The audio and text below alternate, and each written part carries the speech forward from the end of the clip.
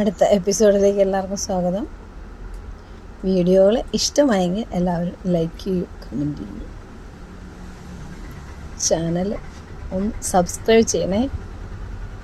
ഈശ്വര, എൻ്റെ വീട്ടിൽ കിട്ടിയേക്കാളും അപ്പുറത്തെ വീട്ടിൽ കൂടുതൽ കിട്ടണേ ഭഗവാനേ. ഞാൻ എന്തൊരു ഭാഗ്യവാനാണല്ലേ. അതെന്ത് എടി, നിന്നെ പോലത്തെ ഭാര്യമാര് ഭൂമിയിൽ റയറാണ്, റയർ. അത് നിങ്ങൾ അങ്ങനെ പറഞ്ഞോട്ടെ.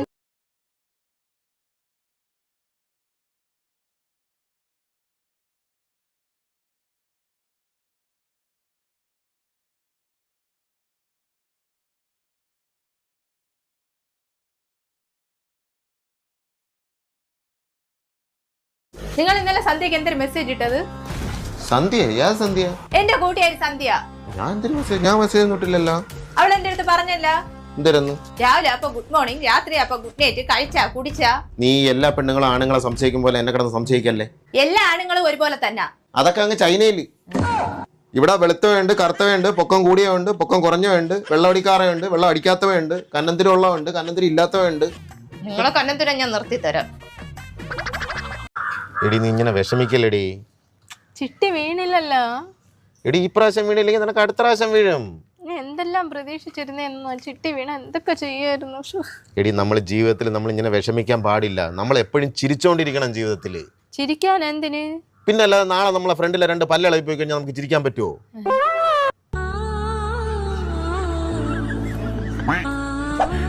എടി, ഞാൻ സീരിയസ് ആയിട്ട് പറഞ്ഞാണ്. നിനക്ക് എന്നെ ഒരു വിലയില്ല. നിനക്കറിയാമോ, ഞാൻ സൈൻ തീറ്റയും കോസ് തീറ്റയും ഒക്കെ പഠിച്ച ആളാണ്. സയൻസ് തീറ്റയും കോസ് തീറ്റയും ഒക്കെ പഠിച്ചിട്ടുണ്ട്. പിന്നെ അല്ലേ, പിന്നെ നിനക്കൊരു വിലയില്ല എന്നും പറഞ്ഞു. എന്നിട്ടാണ് കോഴിക്ക് തീറ്റ കൊടുക്കാൻ പറഞ്ഞൂടെന്ന് പറഞ്ഞത്.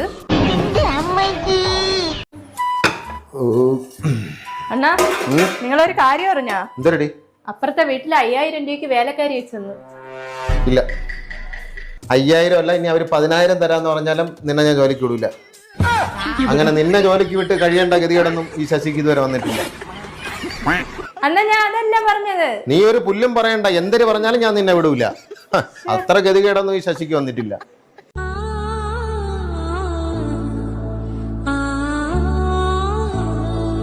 ചേച്ചി, ചേച്ചി, ഇവിടെ ആരുമില്ലേ? എന്തരാണെന്ന് വാ കയറുന്നത്? എന്തര്? ചേച്ചി, പഞ്ചായത്ത് നിന്നാണേ, സെൻസസ് എടുക്കാൻ വന്നതാണേ.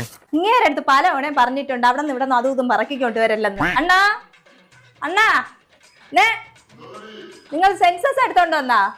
ഇവിടെ ഒരുത്തങ്ങളൊന്ന് തൊണ്ടായിരുന്നു സെൻസസ് വേണോന്നും പറഞ്ഞോണ്ട്. ഇല്ലേ?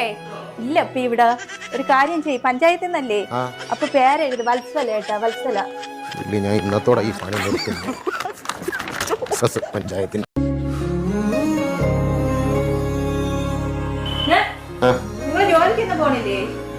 എന്തിനാന്തോടി ഉറക്കം ശരിയായില്ല. രാത്രി ഉറക്കം വരെ ഇല്ല എനിക്ക്. ജോലിക്ക് പോകാൻ സമയമാകുമ്പോ ഉറക്കവും. അണ്ണ ഉറങ്ങിക്കോ. ഉറക്കമൊന്നും ശരിയായില്ലെങ്കിൽ ശരീരത്തിന് ഭയങ്കര കേടാണ്. Thank you. ഹലോ സാറേ, ഇന്ന് അണ്ണൻ വീട്ടിലുണ്ട്. സാർ ഇന്ന് വന്നു കഴിഞ്ഞാൽ അണ്ണന്റെ പൈസ വാങ്ങിക്കാം. എടി, ഞാൻ പോയിട്ട് വരാമേ.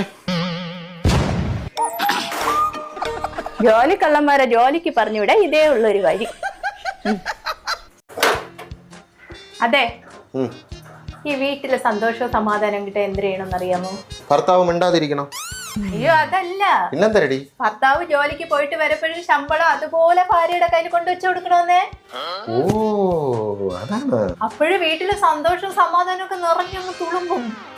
എടി, ഭർത്താവ് ജോലിക്ക് പോയി ഭാര്യയുടെ കയ്യിൽ കൊണ്ട് ശമ്പളം വെച്ചു കൊടുത്തു കഴിഞ്ഞാൽ സന്തോഷവും സമാധാനം അല്ല വരണത്. പിന്നെ പാഴ്സല് വരും. മീഷോ, ഫ്ലിപ്കാർട്ട്, ആമസോണിലേക്ക് ഡെയിലി ഇങ്ങനെ പാഴ്സൽ വന്നുകൊണ്ടേയിരിക്കും. മനസ്സിലായോ?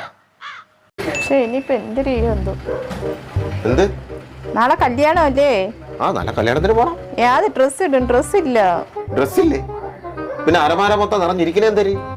ഞാൻ തന്നെ പുതിയൊരു സാരിയും കൂടെ വാങ്ങിച്ചു തന്നെ. ഞാൻ അലമാര ഇരുന്ന ഡ്രസ്സെല്ലാം ഞാൻ എടുത്തിട്ട് ഫോട്ടോയും വീഡിയോ ഒക്കെ എടുത്തില്ലേ? അതിന് അതൊക്കെ ആളുകൾ കണ്ടിയാണ്. ഇനി അതൊക്കെ ഇടപ്പോ ആളുകൾ എന്തെന്ന് വിചാരിക്കൂല. എനിക്ക് പുതിയ സാരിയല്ല വാങ്ങിച്ചു, അല്ലെങ്കിൽ ഞാൻ വരൂല. സുഖ